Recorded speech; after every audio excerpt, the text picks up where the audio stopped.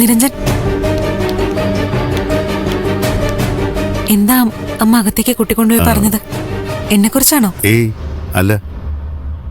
MD കഴിഞ്ഞതിന് ശേഷം സൈക്കോളജിയില് ഞാനൊരു സർട്ടിഫിക്കറ്റ് കോഴ്സ് ചെയ്തിരുന്നു. അതുകൊണ്ട് നുണ പറഞ്ഞ പെട്ടെന്ന് എനിക്ക് മനസ്സിലാവും. ഞാൻ നുണയൊന്നും അല്ല പറഞ്ഞത്. ശരി, എന്നാ സാരല്ല. അതൊക്കെ പോട്ടെ. പണ്ട് നിരഞ്ജന്റെ തറവാട് ഒരു ചെറിയ ആശുപത്രിയാക്കി മാറ്റണമെന്ന് നമ്മൾ പറയുമായിരുന്നു. നമ്മളെ രണ്ടാളും കൂടി നടത്തുന്ന ഒരു ഹോസ്പിറ്റൽ. ആ സ്വപ്നം ഓർക്കാറുണ്ടോ? ഓർക്കാറുണ്ട്. പക്ഷേ ആ തറവാട് ഇപ്പൊ ഇല്ല. അതിന്റെ പകുതി അവകാശി മറ്റൊരാൾക്ക് വിറ്റു. അതൊക്കെ നമുക്ക് തിരിച്ചു മേടിക്കാലോ. താല്പര്യം ഉണ്ടെങ്കിൽ പറ, അങ്ങനെ ഒരു നീക്കം ഞാൻ നടത്താം. എല്ലാം അറിയുന്ന മാല് തന്നെ ഇതൊക്കെ പറയണം. എന്താ ഏതാന്നൊന്നും അറിയാതെ നിൽക്കുക ഞാൻ. അങ്ങനെയൊന്നും നിരാശപ്പെടണ്ട. മരണത്തിന്റെ വക്കീന്ന് രക്ഷപ്പെട്ട ഒരുപാട് പേരെ എനിക്കറിയാം. ഒരു രോഗിക്ക് വേണ്ട ഏറ്റവും പ്രധാനപ്പെട്ട ഗുണം എന്താണെന്നറിയോ? സ്വപ്നം കാണാനുള്ള കഴിവാ. അയാൾ സ്വയം വിശ്വസിക്കണം തിരിച്ചു വരുമെന്ന്. അത് നൽകുന്ന ഒരു ഊർജമുണ്ട്. അത് മറ്റേതൊരു മരുന്നിനേക്കാളും ഗുണം ചെയ്യും. എനിക്കങ്ങനെ സ്വയം വിശ്വസിപ്പിക്കാൻ പറ്റുന്നില്ല മാലു. തിരിച്ചു വന്നാ വന്നു, ഇല്ലെങ്കിൽ ഇല്ല. രണ്ടായാലും എനിക്കൊരുപോലെയാ. പിന്നെ ഒരുമിച്ച് പ്രാക്ടീസ് ചെയ്യണമെങ്കിൽ ഒരു വഴിയുണ്ട്. എൻ്റെ ക്ലിനിക്കിൽ വന്നിരുന്നാൽ മതി, ഒരു പാർട്ട് ടൈം കൺസൾട്ടന്റ്. അത് വേണ്ട നിരഞ്ജൻ. പാർട്ട് ടൈം ആവാൻ എനിക്ക് താല്പര്യമില്ല. ആവുന്നെങ്കിൽ ഫുൾ ടൈം, അല്ലെങ്കിൽ വേണ്ട. എനിക്ക് എൻ്റെ അവസ്ഥ അറിയാലോ. ഇല്ല, എനിക്കറിയാം. അതുകൊണ്ട് തന്നെയാ അങ്ങനെ പറഞ്ഞത്. എല്ലാം ശരിയാവും, ധൈര്യമായിട്ടിരിക്കെ. അല്ല, എവിടെയാ ക്ലിനിക്ക്? അവിടെയാ. വാ.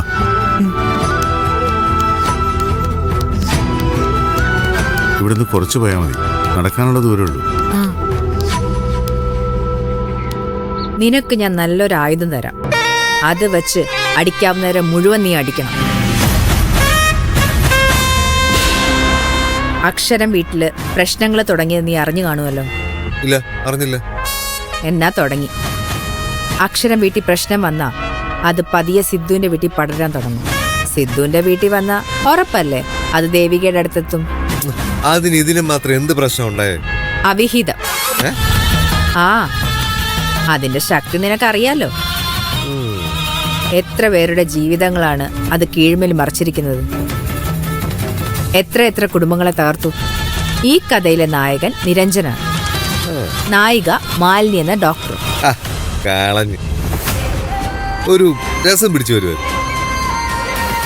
ഒരു ഡോക്ടറും തമ്മില് ഇല്ല അങ്കച്ചി, അങ്ങനെ വരാൻ ഒരു വഴിയും കാണുന്നില്ല. അതെ, പ്രൊഫഷണൽ അടുപ്പായിരിക്കും. എന്നൊക്കെ തന്നെയാ ഞാനും ആദ്യം വിചാരിച്ചിരുന്നത്. പക്ഷെ അല്ല, അവര് തമ്മിൽ പ്രേമമാണ് ശരത്തെ. ഞാൻ വെറുതെ പറയുകയല്ല, തെളിവുണ്ട് എന്റെ കയ്യില്, പ്രൂഫ്. എങ്കിൽ ഒന്ന് കാണിക്കും.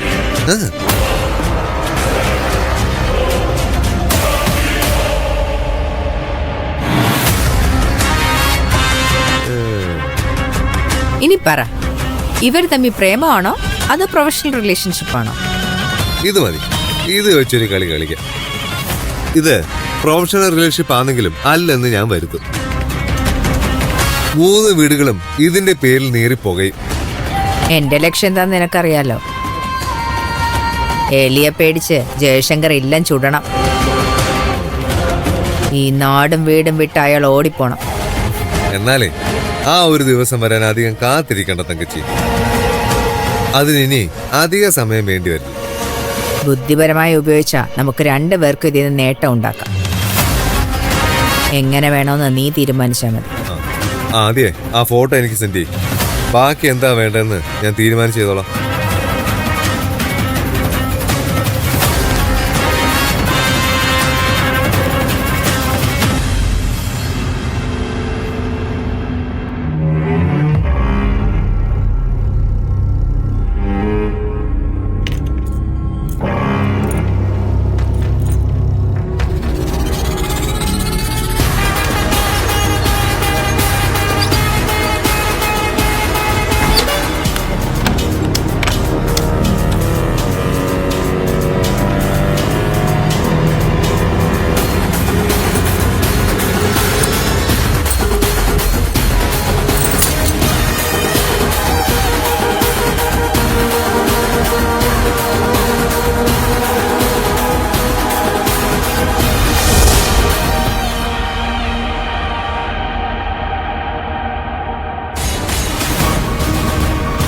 കറിയൊക്കെ ഉണ്ടാക്കി മേശപ്പുറത്ത് വച്ചിട്ടുണ്ട്.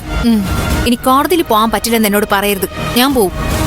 പൊയ്ക്കോ, എവിടെ വേണമെങ്കിലും പൊയ്ക്കോ.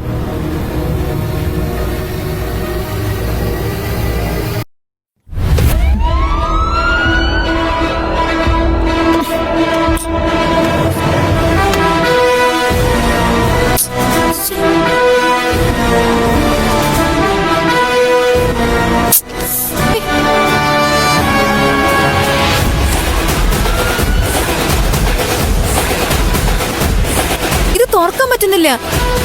തുറക്കാൻ പറ്റില്ല, അത് ഞാൻ താക്കോലിട്ട് പൂട്ടി. എന്നിട്ട് താക്കോൽ എവിടെ? അത് ഞാൻ ജനലിൽ കൂടെ അങ്ങ് പുറത്തേക്ക് എറിഞ്ഞു.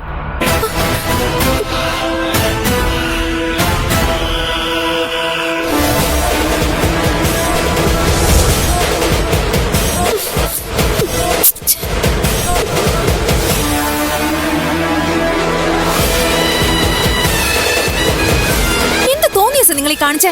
ഇനി വാതിൽ എങ്ങനെ തുറക്കും? തുറക്കണ്ട, വാതിൽ അടച്ചില്ലെങ്കിലേ കള്ളന്മാര് വരും. എന്നിട്ട് അവര് പിന്നിക്കൂടെ വന്ന് തലക്കടിക്കും. എന്റെ സ്വർണം മുഴുവനും എടുത്തോണ്ട് പോവും.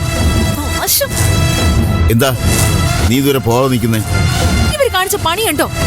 ചോറ് ഉള്ളിന്ന് പൂട്ടിട്ട് താക്കോല് പുറത്തേക്ക് വലിച്ചെറിഞ്ഞു. അതിനെന്താ നിനക്ക് പിന്നിൽ കൂടെ പൊയ്ക്കൂടെ? അത് ഞാൻ എപ്പോഴും പുറത്തുനിന്ന് പൂട്ടി. അതിന്റെ താക്കോല് പുറത്ത് തന്നെ വെച്ചിട്ടുണ്ട്. ഇതാ ഞാൻ പറഞ്ഞത്, നിങ്ങളുടെ മോക്ക് ഭ്രാന്താണെന്ന്. അപ്പൊ നിങ്ങൾ ആരും കേട്ടില്ല. ഇപ്പോഴോ? ഇപ്പൊ കണ്ട ലക്ഷണങ്ങൾ ഓരോന്നായിട്ട് പുറത്തു വരുന്നേ. ഈ പാവം മനുഷ്യനോട് എന്തിനാ തട്ടിക്കയറുന്നത്? വാതിലടച്ചതും താക്കോൽ കളഞ്ഞ ഞാനല്ലേ? അതിന് ഈ മനുഷ്യൻ എന്ത് പഴിച്ചു?